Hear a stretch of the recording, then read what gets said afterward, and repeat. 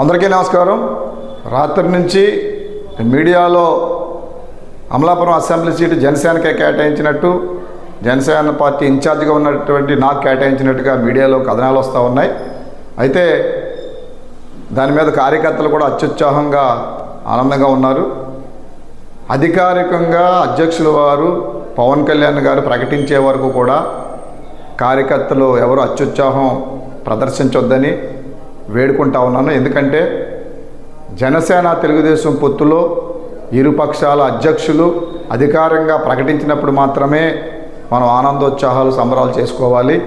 అంతవరకు కూడా సంయమనం పాటించాలి. అధ్యక్షుల వారు అధికారికంగా ప్రకటించే వరకు కూడా సంయమనం పాటించాలని చెప్పి కార్యకర్తలకి విజ్ఞప్తి చేస్తూ, ఇవాళ తాడేపల్లిగూడెంలో జరగబోయే జనసేన తెలుగుదేశం సంయుక్తంగా నిర్వహించే తెలుగు జన విజయకేతనం సభను విజయవంతం చేయడం మీద మనం అందరం కూడా దృష్టి కేంద్రీకరిద్దాం. ప్రతి ఒక్కరూ కూడా భారీ ఎత్తున తరలి వచ్చి ఇవాళ 3 గంటలకు జరగబోవు తాడేపల్లిగూడెంలో జరగబోవు జెండా మన సభను విజయవంతం చేసుకుందాం. ప్రతి ఒక్కరు కూడా కదిలి రావాలని జన సైనికులకి, అభిమానులకి, అదేవిధంగా తెలుగుదేశం పార్టీ నాయకులకు అందరికి కూడా పేరు పేరున విజ్ఞప్తి చేస్తా ఉన్నాను.